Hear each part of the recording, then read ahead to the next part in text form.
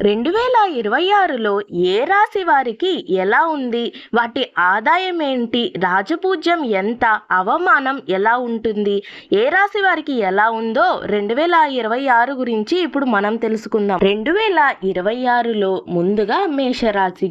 మేషరాశి వారికి ఈ సంవత్సరం ఆదాయం 11, వ్యయం 5, రాజపూజ్యం 2, అవమానం 4గా ఉంది. తరువాత రెండవది వృషభ రాశి. వృషభ రాశి వారికి ఈ సంవత్సరం ఆదాయం 5, వ్యయం 14, రాజపూజ్యం 5, అవమానం 4గా ఉంది.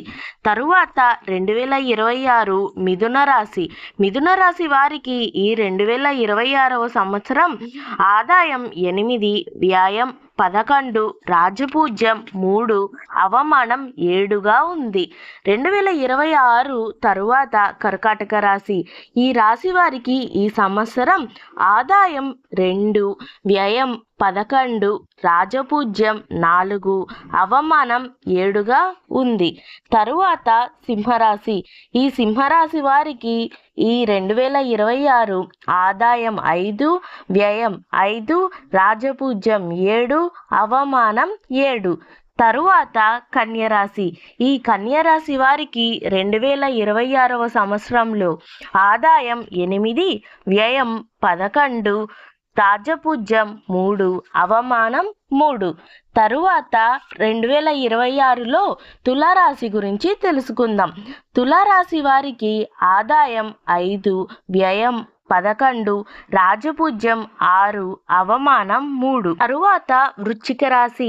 ఈ రాశి వారికి 2026లో ఆదాయం 11, వ్యయం 5, రాజపూజ్యం 2, అవమానం 6గా ఉంది.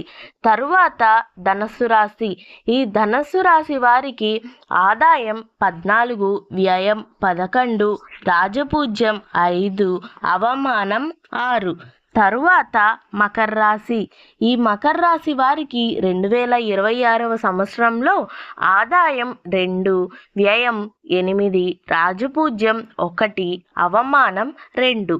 తరువాత కుంభరాశి. ఈ కుంభరాశి వారికి 2026వ సంవత్సరంలో ఆదాయం 2, వ్యయం 8, రాజపూజ్యం 4, అవమానం 2గా ఉంది. తరువాత 2026వ సంవత్సరం చివరిగా మీనరాశి. ఈ మీనరాశి వారికి 2026లో ఆదాయం 14, వ్యయం 11, రాజపూజ్యం 7, అవమానం 2. స్వస్తి. ఇక్కడితో 2026వ సంవత్సరం ఏ రాశి వారికి ఏ ఆదాయం, వ్యయం, రాజపూజ్యం, అవమానం ఎలా ఉన్నాయో ఏంటో ఇప్పుడు మనం తెలుసుకున్నాం కదా. మరి ప్రతి రాశి గురించి 2026వ సంవత్సరం ప్రతి రాశి గురించి ఏ రాశికి ఎలా ఉన్నాయి ఏంటి తెలుసుకోవాలి అంటే ఇప్పుడే నా ఛానల్ని సబ్స్క్రైబ్ చేసుకుని వాచ్ చేస్తూ ఉండండి. తొందరలోనే మన యూట్యూబ్ ఛానల్లో 2026వ సంవత్సరం ఏ రాశికి ఎలా ఉంది అనేది లాంగ్ వీడియో అయితే చేయబోతున్నాను.